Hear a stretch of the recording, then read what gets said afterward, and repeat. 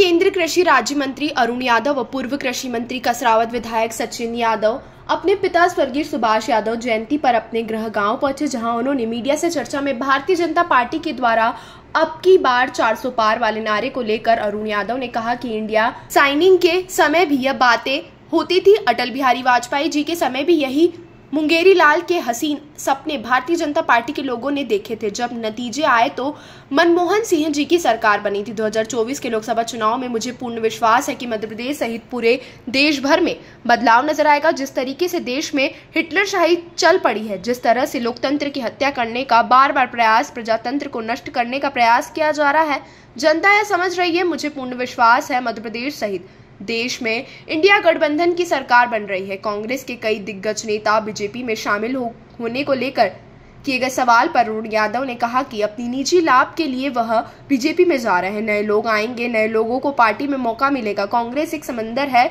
देश की सबसे पुरानी पार्टी, सबसे बड़ा इतिहास किसी पार्टी का है तो वह कांग्रेस देश विदेश में कांग्रेस के छोटे छोटे कार्यकर्ताओं का है। शीर्ष नेताओं के नेतृत्व में हम काम कर रहे हैं।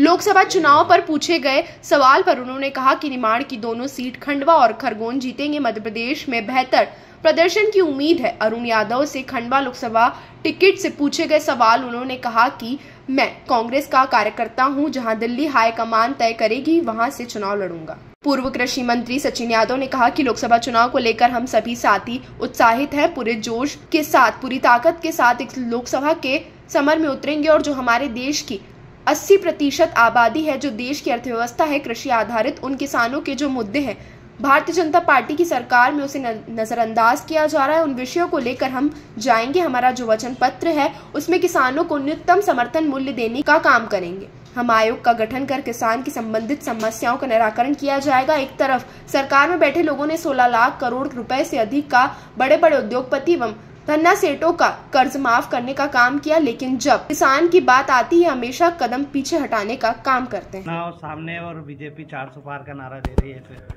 ये मैं हर बार कहता हूँ कि इंडिया शाइनिंग के समय में भी यही बातें हुआ करती थी। अब याद करिए 2003 में जब अटल बिहारी जी के बाद मनमोहन सिंह की सरकार बनी, यही मुंगेरी लाल के हसीन सपने भारतीय जनता पार्टी के लोगों ने देखे थे। लेकिन 2003 के जब नतीजे आए तो मनमोहन सिंह जी कांग्रेस की सरकार बनी थी। उसी प्रकार 2024 के लोकसभा चुनाव में मुझे पूर्ण विश्वास है कि मध्य प्रदेश के सहित पूरे देश भर में बदलाव की बयार तो नज़र नहीं आ रही है। और जिस तरह से एक हिटलरशाही देश में चल पड़ी है, जिस तरह से लोकतंत्र की हत्या बार बार करने का प्रयास, प्रजातंत्र को नष्ट करने का प्रयास किया जा रहा है, तो जनता ये समझ रही है। और मुझे पूर्ण विश्वास है मध्य प्रदेश सहित देश में अब हमारा जो गठबंधन इंडिया का, उनकी सरकार बना। भैया कई कांग्रेसी बीजेपी में जा रहे हैं, उसको लेकर क्या कहेंगे? देखिए, ये तो बेहतर उन्हीं लोगों से पूछा जाए जो गए हैं। और मैं समझता हूँ कि क्षणिक लाभ के लिए, अपने निजी लाभ के लिए जो जा रहे हैं, प्लान हो रहा है। अच्छा है, नए लोग आएंगे, नए लोगों को मौका मिलेगा पार्टी में। और मैं समझता हूँ कि कांग्रेस एक समंदर है, देश की सबसे पुरानी पार्टी है, सबसे बड़ा इतिहास विश्व में किसी पार्टी का है तो कांग्रेस का है।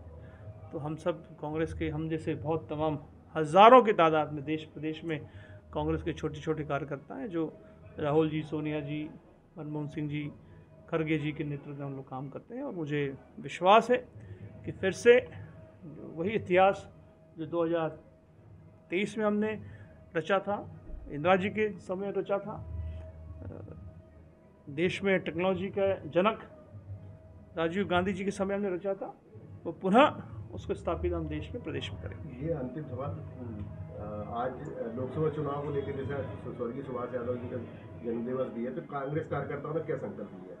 हमने यही संकल्प लिया है कि हम निमाड़ अंचल की दोनों सीटें, खरगोन लोकसभा, खंडवा लोकसभा हम जिताएंगे। और दृढ़ संकल्पित हम लोग हैं। प्रदेश में कांग्रेस की बेहतर प्रदर्शन की हमें उम्मीद है।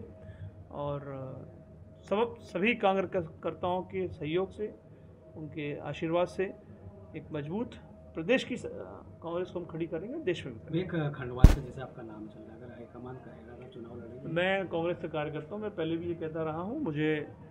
मैंने तो गुना का भी ऑफर दिया था कि अगर पार्टी कहे तो मैं गुना भी जाने को तैयार हूँ।